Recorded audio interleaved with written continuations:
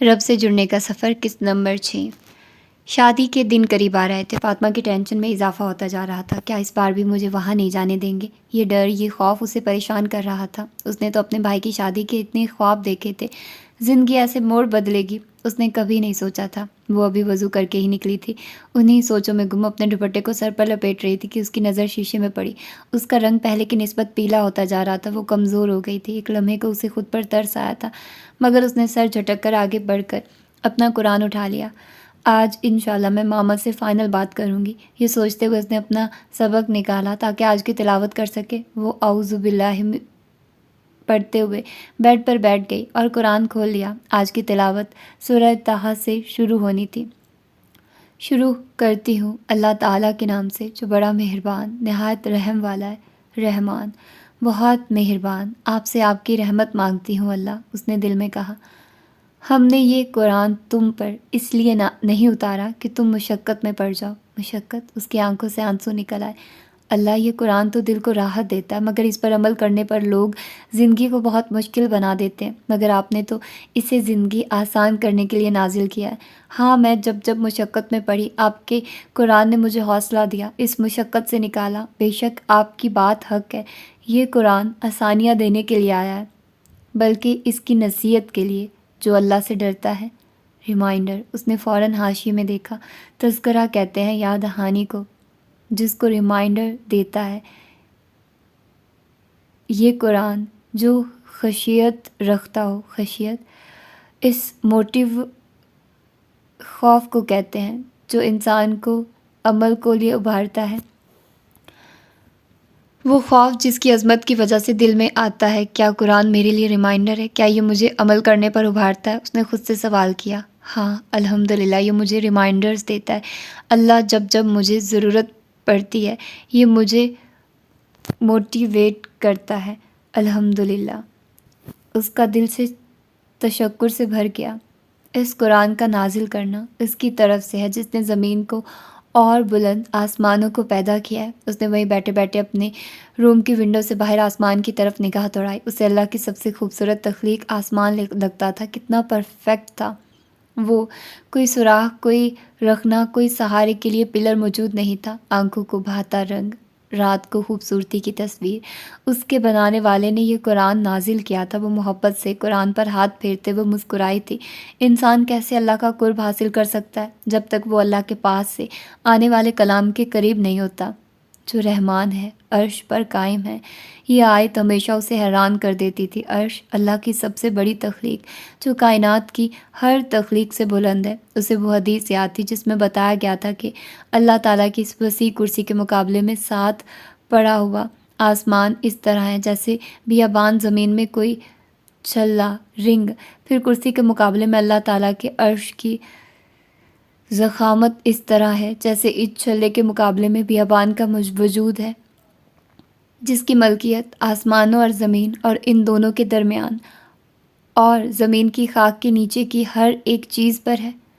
اگر تو اونچی بات کہے تو وہ تو ہر ایک پوشیدہ، بلکہ پوشیدہ سے پوشیدہ تر چیز کو بھی بخوبی جانتا ہے۔ مجھے موسیٰ علیہ السلام کا قصہ بھی معلوم ہے، بہت یونیک قصہ ہے یہ موسیٰ علیہ السلام کی زندگی کا۔ جب وہ اپنے اہل و عیال کے ساتھ واپس مصر جا رہے ہیں اور اندھیرے اور ویرانے میں انہیں آگ نظر آتی ہے، وہ اس طرف جاتے ہیں تو اللہ ان سے ہم کلام ہوتے ہیں۔ کتنی پرفیکشن ہے نا اللہ ان آیات میں۔ موسیٰ علیہ السلام اکیلے گئے تھے اس جگہ، سردی اور اندھیرے میں، فیملی سے علیحدہ ہو کے۔ ہاں ہوتا ہے ایسا، جب اللہ نے آپ کو چننا ہوتا ہے تو آپ کو اپنوں سے علیحدہ کر کے ایسی جگہ لا کھڑا کر دیا جاتا ہے جہاں ہر طرف اندھیرا نظر آ رہا ہوتا ہے، مگر انہی اندھیروں میں سے ہی روشنی کی کرنیں پھوٹتی ہیں، انسان کو رتبے ملتے ہیں، درجات ملتے ہیں جیسے موسیٰ علیہ السلام کو ملے تھے۔ انہیں کیا پتا تھا کہ اللہ انہیں ایسے چنیں گے۔ سبحان اللہ۔ اللہ میں آپ سے بالکل نا امید نہیں ہوں، مجھے پتہ ہے میری زندگی میں یہ اندھیرے جلد چھٹ جائیں گے، آپ مجھے بہت خیر سے نوازیں گے، آپ میری فیملی کو مجھ سے ملا دیں گے۔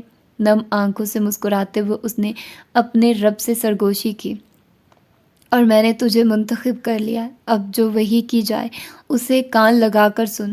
سب کو نہیں چنا جاتا اس کے در کے لیے، جسے چننا ہوتا اسے تو کھینچ کر لایا جاتا ہے تنہائیوں میں، خواہ وہ طور کی تنہائیاں ہو یا حرا کی یا اپنی ہی ذات کی چناؤ ایسے ہی نہیں ہو جاتا۔ اللہ مجھے بھی اپنے لیے چن لے۔ آنکھ سے آنسو نکل کر قرآن کے صفحے پر گر کر جذب ہو گیا۔ بس اب اس کے یقین سے تجھے کوئی ایسا شخص روک نہ دے جو اس پر ایمان نہ رکھتا ہو اور اپنی خواہش کے پیچھے پڑا ہو، ورنہ تو ہلاک ہو جائے گا۔ ہاں، جب انسان اس راستے پر چلنے کا عہد کر لے، جب اس کی منزل عام نہ رہے، جب وہ جنتوں کی منزل کا مسافر بن جائے، تو اسے اپنی صحبت کا خیال رکھنے کی بہت ضرورت ہوتی ہے۔ خود کو لوگوں کے شر سے بچا کر رکھنا پڑتا ہے، کہیں اس کی پیروی انسان کو حق سے نہ ہٹا دے۔ میں ہرگز دنیا والوں کی پیروی کر کے آپ کی اطاعت نہیں چھوڑ سکتی اللہ، ورنہ میں بھٹک جاؤں گی۔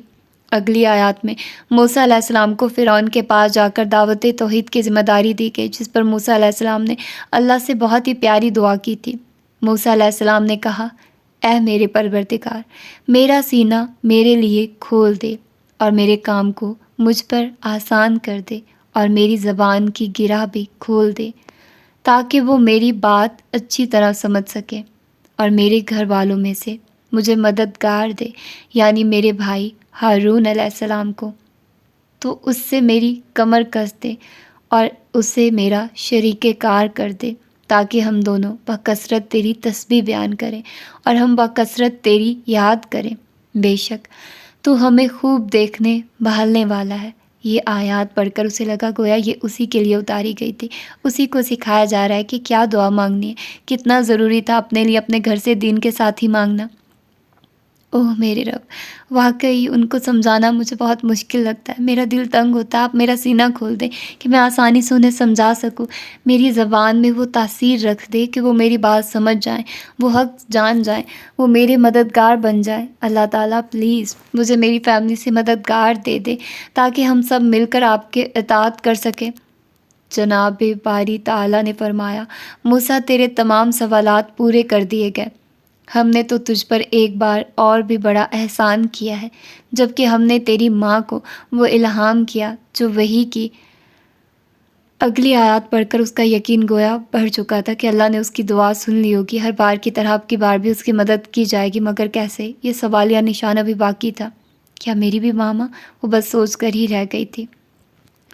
زونیا اور حیدر شادی کے دن سٹیج پر بیٹھے ایک دوسرے کے ساتھ بہت خوبصورت اور خوش لگ رہے تھے۔ مسز ریان اپنے بیٹے اور بہو پر بار بار فدا ہو رہی تھی۔ فاطمہ نے اپنے چہرے کے گرد سمپل حجاب اس انداز میں لپیٹا ہوا تھا کہ بآسانی جب چاہتی اوپر کر کے نقاب کر سکتی تھی۔ اس نے نیوی بلو کلر کی میکسی پہنی تھی جو اس کے جسم کو مکمل طور پر ڈھانپے ہوئے تھی، ساتھ میں اس نے کندھے پر ایک بڑی سی چادر کو فولڈ کر کے ڈالا ہوا تھا کہ ضرورت کے وقت اس کو اپنے گرد لپیٹ سکتی تھی۔ وہ چادر سمپل اور اتنی بڑی تھی کہ اس کا مکمل سوٹ آرام سے کور ہو سکتا تھا۔ وہ بہت کانفیڈنٹ سے پورے ہال میں سب سے مل جل رہی تھی، سب لوگ اس کی تعریف کر رہے تھے کہ وہ اس حجاب میں بہت معصوم اور پیاری لگ رہی ہے۔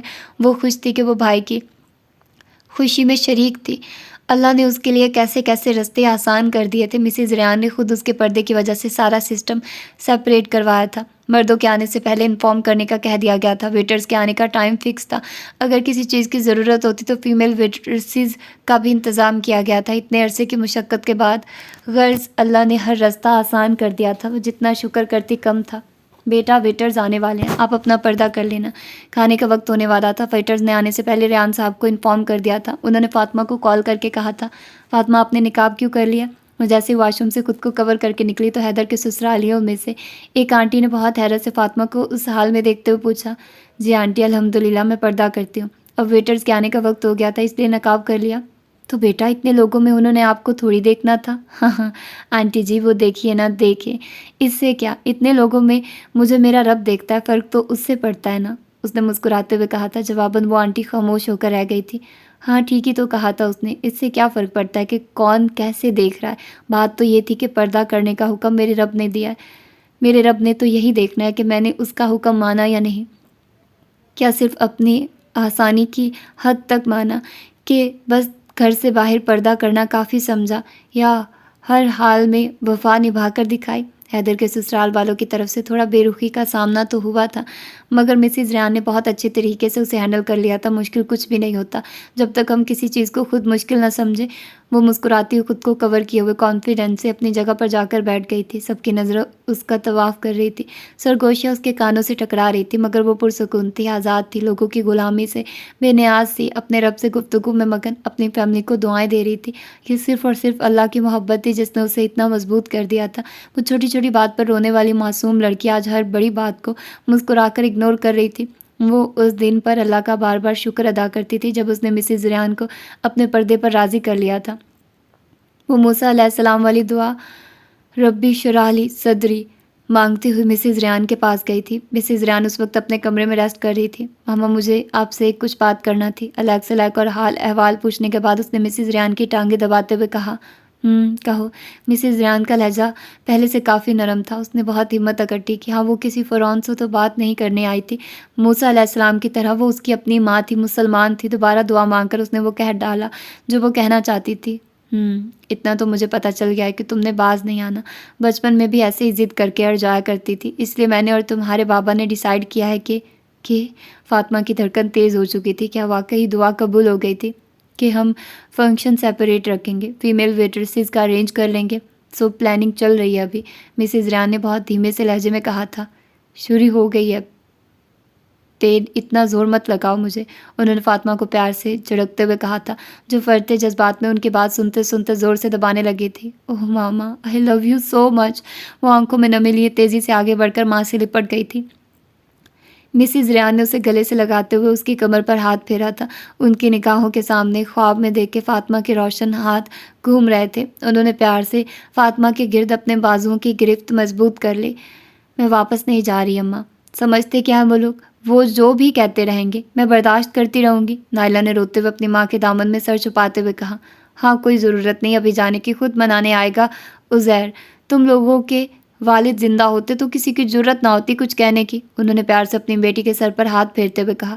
میں جتنا بھی کر لوں ان کا، انہیں وہ نظر نہیں آتا، انہیں بس سائرہ میں ساری اچھائیاں نظر آتی ہیں۔ وہ خوبصورت ہے، وہ کھانا اچھا بناتی ہے، وہ فیشنیبل ہے، اسے شادی کے فوراً بعد اولاد ہو گئی تھی، اس میں میرا کیا قصور ہے کہ میں اس جیسی نہیں ہوں؟ ان کی اپنی پسند تھی تو مجھے بہو بنا کر لے کر گئے تھے۔ اللہ پوچھے انہیں کیسے میری بیٹی کو کمزور کر دیا۔ تو چپ کر کے ادھر رہ، میں ابھی زندہ ہوں، تیرا بھائی موجود ہے، ہم تجھے روٹی کپڑا دے سکتے ہیں، تجھے فکر کرنے کی ضرورت نہیں ہے۔ نائلہ اب سسکیاں لے لے کر رو رہی تھی۔ شادی کو ابھی 5 ماہ ہی ہوئے تھے۔ اماں اس کے زخموں پر مرہم رکھنے کی بجائے مزید اسے کورید رہی تھی۔ یہ مرد ذات ایسی ہی ہوتی ہے، جتنا اس کے ساتھ وفا کر لو، ایک غلطی پر سارا کیا کرایا منہ پر مارا جاتا ہے۔ اور سائرہ، اسے کیا ضرورت پڑی تیری ساس کے کان بھرنے کی؟ عزیر تو سمجھدار ہے، پڑھا لکھا ہے، وہ بھی اپنی ماں بہنوں کی باتوں میں آ گیا۔ حیرت ہو رہی ہے مجھے تو۔ نائلہ اماں کی باتیں سن کر خاموش ہی رہی تھی۔ بدگمانیوں کے درختوں کی جڑیں مضبوط ہوتی جا رہی تھی۔ شیطانی چیلا اپنا کام دکھا رہا تھا۔ اسے امید تھی کہ میاں بیوی کی لڑائی کروا کر اب وہ اپنے آقا ابلیس کو بہت خوش کر دے گا۔ 1 ہفتہ ہونے کو تھا، نائلہ اپنے گھر واپس نہیں گئی تھی اور نہ ہی عزیر اسے لینے آیا تھا۔ شہریار کو اصل وجہ نہیں بتائی گئی تھی، مگر وہ سمجھ گیا تھا کہ کچھ گڑبڑ ہے۔ نائلہ، وہاں سب خیریت ہے نا؟ آخر کو وہ پوچھ ہی بیٹھا۔ کدھر؟ نائلہ نے موبائل کی اسکرین سے نظر ہٹائے بغیر بے پرواہی سے شہریار سے کہا۔ تمہارے گھر بھائی، اور تم سے کہاں کا پوچھنا ہے میں نے؟ وہ چڑ کر بولا۔ ٹھیک ہے۔ اور عزیر؟ ٹھیک ہوں گے وہ بھی۔ وہ بدستور موبائل کی اسکرین پر انگلیوں سے اسکرولنگ میں مصروف تھی۔ ٹھیک ہوں گے کیا مطلب؟ تمہاری بات نہیں ہوئی؟ نہیں، انہوں نے نہیں کی۔ تم ذرا موبائل سائڈ پر رکھ کر بات کر سکتی ہو؟ شہریار کو کوفت ہو رہی تھی۔ بولو، اس نے موبائل سائڈ پر رکھتے ہوئے کہا۔ کیا ہوا ہے بتاؤ مجھے، کیا تمہاری اور عزیر کی لڑائی ہوئی ہے؟ میری نہیں، ان کی ہوئی ہے، انہوں نے مجھے ڈانٹا، اس نے کندھے اچکاتے ہوئے کہا۔ بلا وجہ؟ شہریار وجہ جاننا نہیں چاہتا تھا، کیونکہ اسے علم تھا کہ جذبات میں ایک سچی بات کے ساتھ 10 جھوٹی باتیں بھی شامل کر دی جاتی۔ نہیں، بلا وجہ تو نہیں، مگر پیار سے بھی سمجھایا جا سکتا تھا۔ وہ متوجہ ہوئی۔ تو انسان ہے، غصہ آ ہی جاتا ہے، اب یہ تو نہیں کہ چھوٹی بڑی بات تم اماں کو فون کر کے بتاؤ یا ناراض ہو کر آ جاؤ، شہریار نے بھویں سکیڑتے ہوئے کہا۔ میں نے بالکل ٹھیک کیا ہے، انہیں بھی احساس ہونا چاہیے اس چیز کا۔ شہریار نے نائلہ کو اس طرح کے لہجے میں بات کرتے دیکھا تو اس کے قریب آ کر بیٹھ گیا۔ دیکھو نائلہ، اصولاً یہ باتیں تو امی کو تمہیں سمجھانی چاہیے، مگر خیر، دیکھو ہم سب مسلمان ہیں، انسان ہیں نا۔ غصہ تو آ ہی جاتا ہے، پھر کچھ دیر بعد چلا بھی جاتا ہے، مگر اس غصے میں کیا ہوا ریاکشن اپنے اثرات چھوڑ جاتا ہے۔ اگر عزیر کو کسی بات پر غصہ آ ہی گیا تھا تو تم نے کیوں نہ صبر کیا؟ تم کیوں نہیں کچھ دیر کے لیے خاموش ہوئی؟ یقین کرو اگر تم 2 گھنٹے خاموش ہو جاتی یا اس کے غصہ اترنے کا انتظار کرتی، منانے کی کوشش کرتی، وہ خود تم سے معافی مانگتا، مگر تم نے فوراً ہی یہاں آنے کی۔ اس طرح تو اس کا غصہ مزید بڑھ گیا ہوگا۔ بڑھتا رہے، مجھے بھی پرواہ نہیں ہے، اس نے اپنی شرمندگی کو چھپاتے ہوئے کہا۔ نائلہ، وہ تمہارا شوہر ہے۔ ایک عورت کے لیے شادی کے بعد سب سے اہم رشتہ یہی ہوتا ہے۔ کچھ بھی ہو جائے، ایک بیوی کو کبھی شوہر کے مزاج کے خلاف کوئی قدم نہیں اٹھانا چاہیے۔ یاد رکھو، اگر ایک عورت مرد کے سامنے اکڑتی ہے نا تو مرد اس سے 10 قدم دور چلا جاتا ہے۔ بظاہر وہ ساتھ بھی رہے مگر اس کا دل اس سے دور ہوتا جاتا ہے۔ ایک اچھی بیوی شوہر کا خوبصورت لباس ہوتی ہے۔ جیسے ایک لباس انسان کی عیبوں پر پردہ ڈال دیتا ہے، ویسے ہی ایک اچھی بیوی کبھی اپنے شوہر کے عیب دوسروں کے سامنے ظاہر نہیں ہونے دیتی۔ اور کون سا انسان فرشتہ ہے؟ عیب تو سب میں ہوتے ہیں۔ ایک بیوی کو ان عیب کی پردہ پوشی کرنی چاہیے۔ اور یہ تو محبت کے دشمن ہوتے ہیں، اونچ نیچ تو ہوتی رہتی ہے، مگر ان باتوں کو بدگمانیاں بنا کر کبھی دل میں رکھ کر ان کو پالنا نہیں چاہیے، ورنہ رشتے بہت کمزور ہو جائیں گے۔ تم آج آئی ہو، کب تک آتی رہو گے ایسے؟ اپنے شوہر کے مزاج کو سمجھو، دیکھو اس کے اس رویے کو کیسے ڈیل کرنا، اس کی پسند ناپسند کا خیال رکھو، اس کا اعتماد جیتو، پھر غصہ تو دور، وہ کبھی تم سے بدگمان بھی نہیں ہوگا۔ نائلہ بہت دھیان سے اس کی باتیں سن رہی تھی۔ ہاں شاید مجھ سے غلطی ہوگی، بات اتنی بڑی نہیں تھی ویسے جتنا میں نے بنا لیا، اس نے روحان سے لہجے میں کہا۔ ہو جاتا ہے، کوئی بات نہیں، مگر آگے مت کرنا۔ اس رشتے کو تو اللہ نے قرآن میں اپنی نشانی کہا ہے، تم اگر چاہتی ہو نا کہ وہ تم سے محبت کرے اور بے پناہ کرے تو یک طرفہ طور پر اس کا ہر طرح سے خیال رکھو، اس کی طرف سے ملنے والی ہر اذیت کو خوبصورتی سے اگنور کرو، صبر کرو، دیکھنا اللہ اس صبر کا بدلہ کیسے دیتے ہیں۔ نائلہ کو اپنی شادی کے شروع والے مہینے یاد آ گئے تھے۔ واقعی سب ایسا ہی تو تھا جیسے شہریار کہہ رہا تھا۔ پھر کیا ہو گیا آہستہ آہستہ؟ پتہ نہیں شہریار، مجھے خود سمجھ نہیں آتی کہ مجھے کیا ہو گیا ہے، میں پہلے ایسی نہیں تھی۔ کوئی بات نہیں، دیر تو اب بھی نہیں ہوئی، بس تم اللہ کی خاطر صبر کر کے اچھا کرتی جاؤ، انشاءاللہ وہ سب ٹھیک کر دیں گے۔ شیطان کو خوش نہیں ہونے دینا اب کی بار۔ شیطان کو خوش کرنا کیا مطلب؟ اس نے بہویں سکیڑتے ہوئے استفسار کیا۔ ہاں نا، شیطان جو اللہ کا دشمن سب سے زیادہ خوش ہوتا ہی تب ہے جب میاں بیوی کے درمیان جھگڑا ہوتا ہے۔ میں تمہیں حدیث سناتا ہوں۔ رسول اللہ صلی اللہ علیہ وآلہ وسلم نے فرمایا، شیطان اپنا تخت پانی پر بچھاتا ہے، پھر اپنے لشکر بھیجتا ہے۔ ان لشکروں میں ابلیس کے زیادہ قریب اس کا درجہ ہوتا ہے جو سب سے زیادہ فتنے باز ہوتا ہے۔ اس کے لشکر میں سے ایک آ کر کہتا ہے میں نے ایسا کیا ہے، تو شیطان کہتا ہے تو نے کچھ بھی نہیں کیا۔ پھر ایک اور لشکر آتا ہے اور کہتا ہے میں نے ایک آدمی کو اس وقت تک نہیں چھوڑا جب تک اس کے اور اس کی بیوی کے درمیان جدائی نہیں ڈال دی۔ یہ سن کر ابلیس اسے اپنے قریب کر لیتا اور کہتا ہے تو کتنا اچھا ہے، اور اپنے ساتھ چمٹا لیتا ہے۔ تو دیکھو، جتنا ہم شیطان کو خوش کر رہے ہوں گے اتنا ہم برائی کی طرف جائیں گے، وہ ہم پر آسانی سے حملہ آور ہوگا، پھر وہ ہمارا صبر بھی ختم کرے گا، برداشت بھی، محبت بھی، اور ایک دن یہ پاکیزہ رشتہ بھی۔ اللہ نہ کرے، نائلہ نے پریشانی کے عالم میں فوراً کہا۔ میں اب شیطان کو خوشیاں نہیں منانے دوں گی۔ اگر وہ میاں بیوی کی لڑائی سے خوش ہوتا ہے تو وہ یقیناً ان کی محبت سے خار کھاتا ہوگا، اب میں اسے خوش نہیں ہونے دوں گی۔ ہاں انشاءاللہ، اس نے اپنا فون اٹھا کر نمبر ڈائل کرتے ہوئے کہا۔ کسے فون کر رہی ہو؟ شہریار نے مسکراتے ہوئے پوچھا۔ عزیر کو، اس نے شرماتے ہوئے جواب دیا۔ الحمدللہ، صبح کا بھولا شام کو گھر آ جائے تو اسے بھولا نہیں کہتے، اس نے ہنستے ہوئے اپنی بہن کو چھیڑتے ہوئے کہا۔ جواباً نائلہ نے ہنستے ہوئے سائڈ پر پڑا کشن اٹھا کر اس کی طرف اچھال دیا۔ میں سیاہ عبایا میں ملبوس بکلٹس اسٹریٹس، وہ کینیڈا کی اسٹریٹس اور پمفلٹس اٹھائے وہاں آنے جانے والوں میں بانٹ رہی تھی۔ بنش پیچھے مرسیڈیز میں بیٹھی اس کا انتظار کر رہی تھی۔ فاطمہ نے بنش کو اپنے ساتھ آنے سے منع کر دیا تھا، وہ اکیلے یہ کام کرنا چاہتی تھی۔ Hello sister, there is a message for you. Good morning greetings کے وہ مسکرا کر ہر گزرنے والوں کے ساتھ وہ بکلیٹس دے رہی تھی۔ اس بکلیٹ کا فرنٹ پیج چمکتا ہوا گولڈن اور بلیک کلر کا تھا، جس پر گولڈن رنگ سے آیت کا ترجمہ انگلش میں لکھا تھا۔ We have certainly sent down to you a book in which is your mention. Then will you not reason? اور تحقیق ہم نے تمہاری طرف ایک کتاب نازل کیا جس میں تمہارا ہی ذکر ہے، تو کیا تم عقل سے کام نہ لوگی؟ اس چھوٹے سے بکلیٹ میں کچھ مخصوص آیات کائنات پر غور و فکر، انسان کی زندگی اور موت، اس کائنات کے کسی رب ہونے اور توحید پر ایمان کے متعلق، اور کچھ احادیث انگلش ترجمے کے ساتھ موجود تھی جو ایک سلیم الفطرت انسان کو جھنجھوڑ کر اسے قرآن کو سمجھ کر پڑھنے پر مجبور کرنے کے لیے کافی تھی۔ یہ فاطمہ کی اپنی سلیکشن تھی۔ اس نے اس بکلیٹ کی ہر چیز خود سلیکٹ کر کے ڈیزائن کی تھی۔ وہ بلا شبہ ایک خوبصورت اور پرکشش کتابچہ تھا۔ وہ ہر ایک کو مسکراتے ہوئے دے رہی تھی اور ساتھ میں کہہ رہی تھی کہ اس میں آپ کا ذکر ہے، اس میں خود کو تلاش کریں، اپنا آپ تلاش کریں، اپنی زندگی کا مقصد جانیں، اپنے محبوب کو پہچانیں، اپنے رب کو جانیں۔ مختلف لوگوں کا مختلف رویہ تھا، کوئی مسکرا کر لے رہا تھا، کوئی تعجب اور بیزاری سے اوپر سے نیچے تک اس کا حلیہ دیکھتا اور کندھے اچکا کر لیے بغیر ہی چلا جاتا، مگر وہ لوگوں کا رویہ دیکھے بغیر اپنے کام میں مگن تھی۔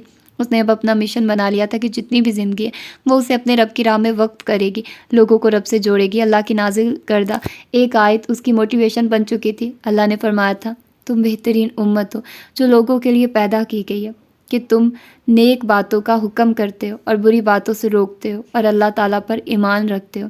اگر اہل کتاب بھی ایمان لاتے تو ان کے لیے بہتر تھا، ان میں ایمان لانے والے بھی ہیں لیکن اکثر تو فاسق ہیں۔ بہترین امت جن کا مقصد ہی لوگوں کی رہنمائی کرنا تھا، جنہوں نے دنیا کو رب سے متعارف کروانا تھا، معاشرے میں نیکی کو عام اور برائی کو روکنا تھا۔ افسوس کہ امت اپنا مقام بھول چکی، افسوس کہ وہ خود ان لوگوں میں شامل ہو چکی کہ جنہیں رب سے متعارف کروانے کی ضرورت تھی۔ کتنی بڑی ذمہ داری ڈالی گئی امت مسلمہ پر، اور کتنی آسانی سے بھلا بیٹھی امت مسلمہ۔ کتنا بڑا حساب دینا ہوگا اس ذمہ داری کو نہ نبھانے کا۔ وہ جب بھی سوچتی تھی سوائے افسوس اور ندامت کے دامن میں کچھ نہ ہوتا تھا۔ آج زندگی کے اس سٹیج پر اگر وہ کھڑی تھی، یہ کام کر رہی تھی، تو اپنا فرض نبھانے کے لیے، اپنی ذمہ داری ادا کرنے کے لیے، کہ کم از کم کل وہ اللہ کو کہہ سکے کہ ہاں اس نے اپنی حیثیت اور استطاعت کے مطابق کوشش کی تھی۔ ہاں وہ بارش کا ایک ننھا سا قطرہ بنی تھی جس سے ساری دنیا تو سراب نہ بھی ہو، البتہ کسی ایک چونٹی کی پیاس بجھانے یا کسی بیج کو پھاڑنے یا کسی پھول کے کھلنے میں یا سمندر میں شامل ہو کر کسی سیپ میں داخل ہو کر موتی کے بننے میں اس کا بھی کردار تھا۔ وہ اپنے رب کے حضور ناکام نہیں ہونا چاہتی تھی۔ ایکسکیوز می، کیا میں دو لے سکتی ہوں؟ کسی نے اسے کندھے پر تھپکتے ہوئے اسے پوچھا تھا۔ اس نے چونک کر مڑ کر دیکھا۔ جینز اور سلیو لیس شرٹ پہنے، سنہرے بالوں اور نیلی آنکھوں والی لڑکی مسکراتے ہوئے اس کے جواب کی منتظر تھی۔ جی جی کیوں نہیں، یہ میسیج بک آپ سب کے لیے ہے۔ اس نے فوراً سے 2 بکلیٹس اس کو مسکرا کر دے دیے۔ وہ لڑکی شکریہ ادا کرتے ہوئے چلی گئی۔ فاطمہ نے جھک کر اپنا بیگ اٹھایا تو وہ خالی ہو چکا تھا۔ اس نے الحمدللہ کہتے ہوئے مسکرا کر آسمان کی طرف دیکھا، جیسے اپنے اس عمل پر اپنے رب کو گواہ بنایا ہو، اور آگے بڑھ گئی۔ بینش نے اسے آتے دیکھ کر اس کی جگہ کو سیٹ کر کے مڑ کر دیکھا تو اونچی آواز میں پکار اٹھی، فاطمہ! فاطمہ جو کہ گاڑی کے قریب آ کر لڑکھڑائی تھی، بے ہوش ہو کر گر چکی تھی۔ آپ آج تو حیدر بھیا انگلیاں چاٹیں گے، فاطمہ نے زنیشا کو چھیڑتے ہوئے کہا، جو صبح سے کچن میں لگی لنچ کا ارینج کر رہی تھی۔ شادی کو 3 ہفتے ہو چکے تھے، آج وہ پہلی بار کچن میں جا کر خود اپنے ہاتھوں سے سب بنا رہی تھی۔ کیا پتا انگلیاں چبا ہی جائیں۔ ہاں کیا پتا۔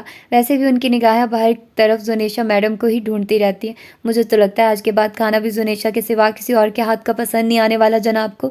اس نے ہنستے ہوئے زنیشا کو چھیڑا، جس پر وہ شرماتے ہوئے مسکراتی ہی رہ گئی۔ وہ دونوں دوبارہ اپنے کام میں مشغول ہو گئی۔ فاطمہ سے کھڑا نہیں ہوا جا رہا تھا۔ آج اس کے پیٹ میں صبح سے تکلیف تھی، مگر وہ اسے برداشت کیے ہوئے زنیشا کے ساتھ کچن میں لگی ہوئی تھی۔ وہ چیئر آگے گھسیٹ کر اس پر بیٹھ کے سیلیڈ بنانے میں مصروف ہو گئی، جبکہ سغرا زنیشا کے ساتھ ہی موجود اسے گائیڈ کرتی جا رہی تھی کہ کون سی ڈش کیسے بنانی ہے۔ آج وہ دونوں لڑکیاں بڑے دھیان سے سغر لڑکیوں کی طرح اپنے کام میں مگن تھی۔ سیلیڈ بناتے ہوئے وہ اچانک سے پیٹ پر ہاتھ رکھ کر چیئر پر بیٹھے بیٹھے ہی جھکی۔ فاطمہ کیا ہوا؟ زنیشا سارا کام چھوڑ کر فاطمہ کی طرف لپکی۔ فاطمہ مسلسل جھکی ہوئی درد سے کرا رہی تھی۔ فاطمہ کیا ہوا ہے؟ مجھے بتاؤ۔ زنیشا پریشان ہوتے اس پر جھکی، مگر وہ کچھ نہ بول پائی۔ درد کی شدت سے فاطمہ کی آنکھوں سے آنسو نکل آئے تو وہ ہونٹوں کو زور سے دانتوں میں دبائے کانپ رہی تھی۔ موم، حیدر، سغرا جاؤ جلدی سے بیگم صاحبہ اور حیدر کو بلا کر لاؤ۔ زنیشا نے پنجوں کے بل نیچے بیٹھے ہوئے فاطمہ کے گھٹنے پر ہاتھ رکھتے ہوئے کہا۔ وہ سب کچھ چھوڑ چھاڑ کر تیزی سے اوپر مسز ریان کے کمرے کی طرف بھاگی۔ فاطمہ مجھے بتاؤ تو صحیح کیا ہوا ہے؟ زنیشا نے اس کے پیٹ پر رکھے ہاتھ پر اپنا ہاتھ رکھتے ہوئے پریشان ہوتے ہوئے اس سے پوچھا، مگر اس نے کوئی جواب نہ دیا، یا شاید وہ دے ہی نہ پائی۔ اچھا چلو اٹھنے کی کوشش کرو، روم میں چل کر لیٹو، شاید کچھ آرام آ جائے۔ اس نے کھڑے ہو کر فاطمہ کو پکڑتے ہوئے کہا، مگر وہ اپنی جگہ سے ہل بھی نہ پائی۔ تکلیف بہت شدید تھی۔ فاطمہ اس کے سوا کچھ بول نہ پا رہی تھی۔ اس کے بہتے آنسو، اس کا سرخ ہوتا چہرہ اور کپ کپاتے ہونٹ زنیشا کو پریشان کر رہے تھے۔ اس نے فوراً سے فاطمہ کا ہاتھ پیچھے کر کے اس جگہ اپنا ہاتھ رکھا۔ اسے فاطمہ کے پیٹ میں کچھ سخت سخت سا محسوس ہوا، جس پر ہاتھ لگانے سے فاطمہ کی دبی دبی چیخیں نکل گئی تھی۔ زنیشا خود ڈاکٹر تھی، مگر اس وقت اسے بھی سمجھ نہیں آ رہا تھا کہ اصل ماجرا کیا ہے۔ کیا ہوا ہے فاطمہ بیٹا؟ مسز ریان پریشانی سے کہتے ہوئے تیزی سے فاطمہ کی طرف لپکی۔ پیچھے سے حیدر بھی آ گیا تھا۔ زنیشا کے سارا معاملہ بتاتے ہی اس نے فاطمہ کو بازوؤں میں اٹھا کر لاؤنج میں پڑے صوفے پر جا کر لٹا دیا۔ وہ بے ہوش ہو چکی ہے مام، زنیشا نے اس کے گال تھپکتے ہوئے مسز ریحان سے کہا، جو کہ حیرانی اور پریشانی کے ملے جلے تاثرات لیے رونے کے قریب تھی۔ حیدر نے فوراً سے پہلے ہاسپٹل فون کر دیا تھا۔ اسے کیا ہو سکتا ہے اچانک؟ مجھے تو سمجھ ہی نہیں آ رہی، مسز ریان روتے ہوئے زنیشا سے کہہ رہی تھی۔ ریان صاحب شادی کے دوسرے ہفتے ہی واپس کینیڈا چلے گئے تھے، جبکہ سیف پڑھائی کے سلسلے میں دوسرے شہر جا چکا تھا۔ آج کل بس یہ 4 لوگ ہی گھر پر موجود تھے۔ حیدر پریشانی کے عالم میں ایمرجنسی وارڈ کے سامنے چکر لگا رہا تھا۔ سب ڈاکٹر کے باہر آنے کے منتظر تھے۔ اس نے ہمیں کبھی کچھ نہیں بتایا کہ اس کے پیٹ میں کوئی درد وغیرہ ہے۔ زنیشا نے مسز ریان کو اس کے پیٹ میں موجود کسی سخت چیز کے بارے میں بتایا تھا۔ اللہ کرے سب ٹھیک ہو، میری اکلوتی بیٹی ہے، مجھے تو فکر کھائے جا رہی ہے۔ مسز ریان نے روتے ہوئے سر پیچھے دیوار سے ٹکا لیا تھا۔ ادھر ریان صاحب بار بار حیدر کو فون کر کے فاطمہ کے متعلق دریافت کر رہے تھے، مگر وہ کیا بتاتا، ابھی تو اسے خود بھی کوئی علم نہیں تھا۔ کیسے لوگ ہیں آپ کو بالکل اندازہ نہیں ہوا کہ وہ بچی کتنے عرصے سے تکلیف میں مبتلا ہے۔ ان کے فیملی ڈاکٹر ارسلان نے افسوس اور غصے کے ملے جلے تاثرات میں حیدر سے کہا، ڈاکٹر صاحب ہمیں واقعی اندازہ نہیں تھا کہ مسئلہ اتنا بڑا ہوگا۔ مسز ریان نے روتے ہوئے کہا، اس بچی کے پیلے رنگ، گرتے وزن کو بھی آپ لوگوں نے نوٹس نہیں لیا، یقیناً ان کا کھانا پینا بھی کم ہو چکا ہے۔ مسز ریان منہ نیچے کر کے ہی رہ گئی تھی۔ کیا بتاتی کہ ریان صاحب نے تو 1 مہینہ پہلے ہی یہ بات کی تھی، مگر انہوں نے سیریس نہیں لیا۔ دیکھیے حیدر، آپ بھی اسی فیلڈ سے تعلق رکھتے ہیں، آپ تو جانتے ہیں کہ اس طرح کے کیسز میں ذرا سی کوتاہی کتنے بڑے نقصان کا سبب بن سکتی ہے۔ جی میں جانتا ہوں، حیدر نے شرمندگی چھپاتے ہوئے کہا۔ خیر آپ اللہ سے دعا کیجیے، کیونکہ معاملہ کافی سنگین ہو چکا ہے۔ 1-2 دن ہم مزید انہیں یہاں ٹریٹمنٹ دیں گے، مزید ٹیسٹ کریں گے، پھر انشاءاللہ کچھ فائنل بتا سکیں گے۔ جی بہتر، بہت بہت شکریہ۔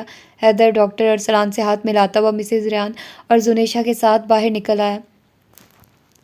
اسے ہاسپٹل سے گھر آئے پورے 3 دن ہو چکے تھے۔ اس نے خود کو کمرے میں جیسے بند کر رکھا تھا۔ مسز ریان کھانا کھلانے آتی، اسے پیار کرتی، مگر وہ خاموش ہو چکی تھی، مسلسل خاموش، ایک ہی جگہ ٹک ٹکی باندھے دیکھتی رہتی۔ کبھی کھا لیا تو 2-3 نوالے کھا لیے، ورنہ وہ بھی نہ کھاتی۔ جب سے اسے اپنی بیماری کا پتہ چلا تھا، اس کا دماغ معاف تھا، شاید ذہنی طور پر قبول کرنا اس کے لیے بہت مشکل ہو رہا تھا۔ اب وہ پہلے سے زیادہ کمزور ہوتی جا رہی تھی۔ اس کی اس حالت نے سب گھر والوں کو پریشان کر رکھا تھا۔ میں آخر کیا کروں؟ مجھے کچھ سمجھ نہیں آتا، نہ کچھ بولتی ہے وہ، نہ کچھ کھاتی ہے۔ مسز ریان نے روتے ہوئے اپنا چہرہ دونوں ہاتھوں میں چھپاتے ہوئے کہا۔ ماں کی ممتا آج اس کی یہ حالت دیکھ کر تڑپ اٹھی تھی۔ تم پریشان مت ہو، 1-2 دن تک فائنل رپورٹ آ جائے گی، پھر انشاءاللہ دیکھتے ہیں کہ آگے کیا کرنا ہے۔ ریحان صاحب نے اپنی بیوی کو تسلی دیتے ہوئے کہا۔ دونوں ماں باپ کے چہروں پر جیسے 1 ہفتے میں ہی بڑھاپے کا اثر اتر آیا تھا۔ یہ کوئی عام بیماری نہیں، لیور کینسر ہے، ریحان صاحب نے منہ میں بڑبڑاتے ہوئے کہا۔ ڈاکٹر ارسلان کہہ رہے تھے اسے کوئی چوٹ لگی ہے، جس کا فوری علاج نہ ہونے کی وجہ سے وہاں انفیکشن ہو گیا تھا، جس نے کینسر سیلز کی گروتھ کا رستہ ہموار کیا۔ مسز ریان اب سسکیاں لیتے ہوئے بتا رہی تھی، جبکہ ریحان صاحب اس کی رپورٹس دیکھنے میں مگن تھے۔ فون کی گھنٹی مسلسل بج رہی تھی۔ قرۃ العین اپنی ماں کے ساتھ ان کے روم کی سیٹنگ چینج کر رہی تھی۔ وہ ان کی آواز سن کر فوراً بھاگی آئی۔ اسے لگا شاید فاطمہ کا فون ہو، 2 ہفتے ہو گئے تھے، اس سے رابطہ نہیں ہو پایا تھا۔ کس کا فون ہے بیٹا؟ قرۃ العین کی امی نے پوچھا۔ امی پتہ نہیں، انجانا نمبر ہے، یہ کہہ کر اس نے فون رکھ دیا اور دوبارہ کام کرنے لگی۔ فون مسلسل بج رہا تھا، 1 مس کال، 2 3 5 7۔ اینی فون اٹھا لو، کیا معلوم کوئی ایمرجنسی ہو۔ امی کے کہنے پر اس نے فون اٹھا لیا، مگر کچھ بولی نہیں۔ ہیلو، السلام علیکم، کیا میں قرۃ العین سے بات کر سکتی ہوں؟ آواز جانی پہچانی تھی۔ وعلیکم السلام، جی میں قرۃ العین بات کر رہی ہوں، آپ کون؟ مسز ریان بات کر رہی ہوں بیٹا، میں فاطمہ کی مدر۔ آپ کچھ دیر کے لیے ہماری طرف آ سکتی ہیں؟ آنٹی سب خیریت ہے، فاطمہ ٹھیک ہے نا؟ آپ آ جائیں تو انشاءاللہ بیٹھ کر بات کرتے ہیں، مسز ریان نے بہت مضبوط لہجے میں کہا تھا، جیسے وہ خود بھی اپنی آواز کی کپ کپی محسوس نہیں کرنا چاہتی تھی۔ جی انشاءاللہ میں آتی ہوں۔ فاطمہ میری جان ایسے مت کرو، دیکھو سب پریشان ہو رہے ہیں نا، دروازہ کھولو پلیز۔ قرۃ العین نے دروازہ کھٹکھٹاتے ہوئے اس کی منت کی۔ آج چوتھا دن تھا، فاطمہ نے صبح سے کمرے کا دروازہ بند کیا ہوا تھا، وہ کسی کے کہنے پر بھی دروازہ نہیں کھول رہی تھی۔ مسز ریان کو ڈر ہوا کہ کہیں وہ خود کو کچھ کر نہ لے، اور انہوں نے پریشان ہو کر قرۃ العین کو بلوا لیا تھا کہ شاید وہ اس کے کہنے پر دروازہ کھول دے۔ قرۃ العین کے آتے ہی مسز ریان نے اسے سب کچھ بتا دیا۔ لیور کینسر کا سن کر قرۃ العین کو حیرت کا جھٹکا لگا تھا، اسے یقین نہیں آ رہا تھا۔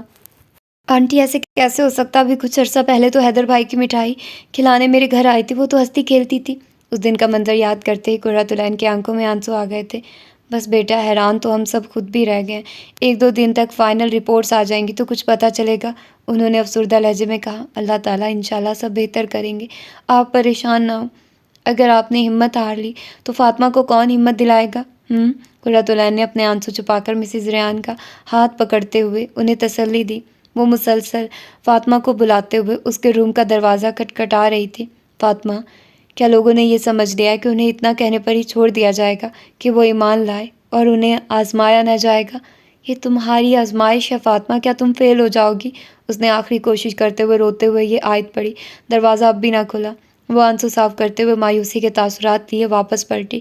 زنیشا اور مسز ریان جو پیچھے ضبط کر کے کھڑی یہ سب منظر دیکھ رہی تھی، بے اختیار رو پڑی۔ ابھی وہ 2 قدم آگے بڑھی ہی تھی کہ پیچھے سے دروازہ کھلنے کی آواز آئی۔ وہ تیزی سے پیچھے لپکی۔ فاطمہ کے بال بکھرے ہوئے تھے، دوپٹہ غائب تھا، آنکھوں کے گرد گہرے حلقے بن چکے تھے، رنگ پیلا پڑ چکا تھا۔ وہ ویران آنکھوں سے قرۃ العین کو تک رہی تھی۔ اس کی حالت دیکھ کر قرۃ العین سے رہا نہ گیا، وہ فوراً سے بھاگ کر اس کے گلے لگ کر سسکیاں لے لے کر رونے لگی۔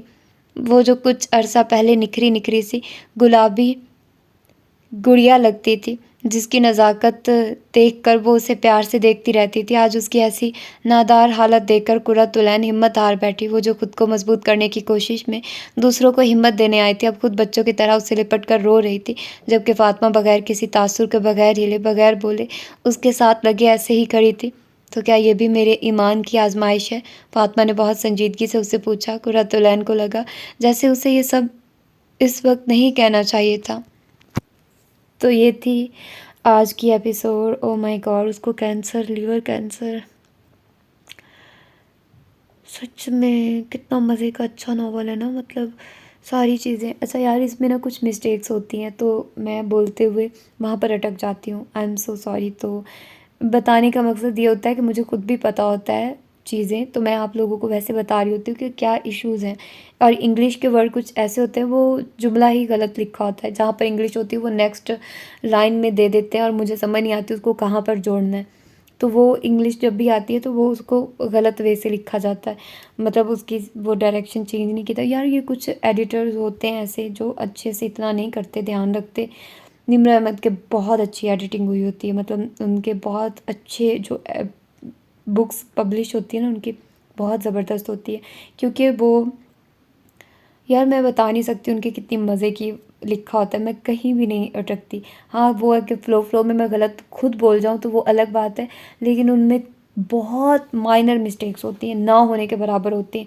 تو ایسے ناولس پڑھتے ہوئے آپ کو مزہ بھی بہت آتا ہے، آپ انجوائے کرتے ہو۔ اور ڈائجسٹ ناولس کا بھی یہ ہوتا ہے کہ اس میں بھی غلطیاں ہوتی ہیں لیکن بہت مائنر ہوتی ہیں، لیکن یہ جو اس طرح کے ہوتے ہیں نا یہ دھیان نہیں دیتے، یہ ان کو نہیں ہوتا، یہ ایسے ہی کاپی پیسٹ کر دیتے ہیں، تو اس میں مسٹیکس ہو جاتی ہیں بہت زیادہ۔ تو اسی وجہ سے میں بھی تھوڑا سا جھجک جاتی ہوں پڑھتے ہوئے۔ تو آپ لوگ بتائیے کہ آپ لوگوں کو کیسا لگ رہا ہے یہ ناول، اور آپ لوگ کتنا انجوائے کر رہے ہیں، کتنا سیکھ رہے ہیں اس چیز سے۔ اور آف کورس بہت ساری چیزیں اب پتہ نہیں، اور وہ اچھا سین ہوتا ہے جو وہ دونوں آپس بہن بھائی کنورسیشن کرتے ہیں اور وہ اس کو بھائی سمجھاتا ہے، اور شکر ہے کہ نائلہ سمجھ جاتی ہے۔ مجھے لگا کہ وہ اڑ جائے گی، وہ اس بات کو سمجھے گی نہیں، لیکن خیر وہ سمجھ جاتی ہے، وہ مانتی ہے کہ ہاں ٹھیک ہے ایسی ہی بات ہے، اور وہ پھر اس کو کال کرتی ہے۔ دین اس کے بعد اب میرا دل ہے کہ معاذ کے ساتھ شادی ہو جائے اس کی، تو ابھی وہ میرا خیال ہے کہ کہیں اور جا کر رہی ہے، بینش پتہ نہیں کون ہے جس کے ساتھ فاطمہ ہوتی ہے، اور وہ وہاں پر پمفلٹ وغیرہ دے رہی ہوتی ہے سب لوگوں کو۔ تو دیکھتے ہیں کہ آگے کیا ہوتا ہے۔ ابھی تو اس کو پتہ چلا کہ وہ اس کا بھائی اس کو دھکا دیتا ہے نا، تو اس کو وہ میز کا کونا لگتا ہے، تو تب سے اس کو زخم بنتا ہے، تو وہ زخم بنتے بنتے وہ اب اتنا سیریس ہو گیا ہے کہ اب وہ اس کے لیور کو بھی اس نے ڈیمیج کرنا شروع کر دیا ہے۔ تو سم ٹائمز ایسے چوٹ لگ جاتی ہے، نگلیکٹ نہیں کرنا چاہیے۔ تو دیکھتے ہیں کہ اب آگے کیا ہوتا ہے۔ اپنا ڈھیر سارا خیال رکھیے گا۔ اللہ حافظ۔